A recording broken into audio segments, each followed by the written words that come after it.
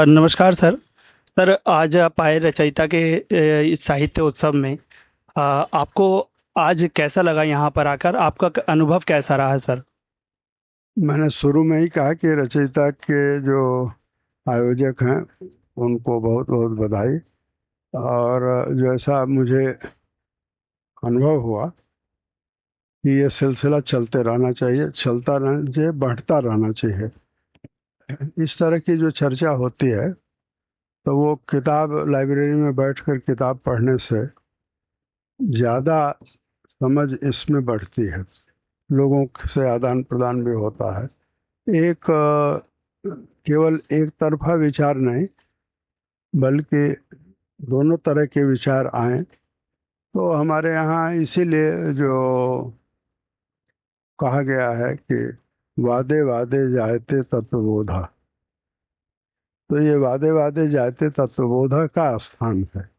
और इस तरह का आयोजन बहुत सराहनीय है। इसमें हमारे जैसे लोग आते हैं तो हमको भी सीखने का अवसर मिलता है। और मुझे ये लगता है कि साहित्य केवल कविता में नहीं है, कहानी में नहीं है, वो साहित्य का हिस्सा है, लेकिन साहित्य का दायरा बढ़ना चाहिए।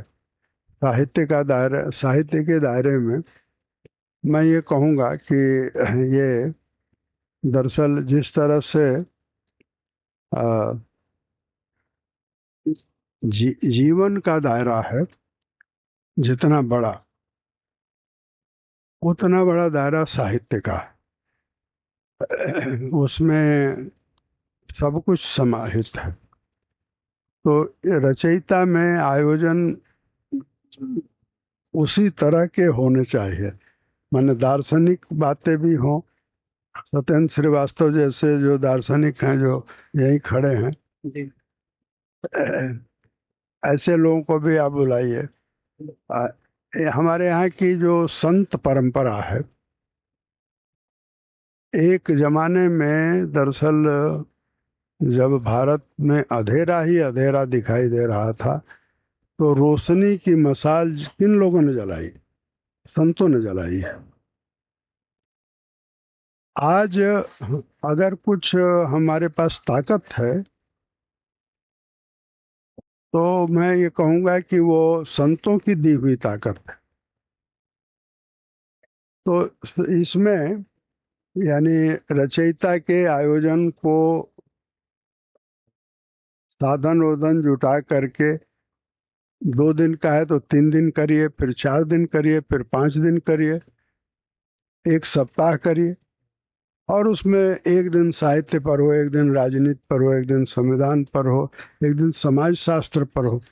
समाज शास्त्र का भी मैं कहता हूँ कि लोगों ने अपहरण कर लिया है। तो और समाज शास्त्र पर जो बहस है वो बिल्कुल एकांगी है।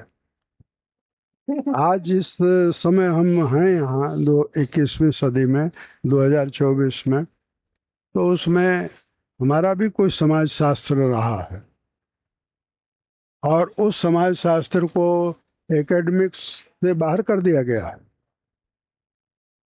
तो दिल्ली विश्वविद्यालय के, चाहे यहाँ हो या और कहीं हो, लेकिन समाज शास्त्र भी हो, मनोविज्ञान भी हो, धर्मशास्त्र भी हो, और उसी तरह से साइंस पर भी चर्चा हो। तो एक समग्र रचयिता की का मैं सपना देखता हूँ और शुभकामनाएं देता हूँ। बहुत बहुत धन्यवाद।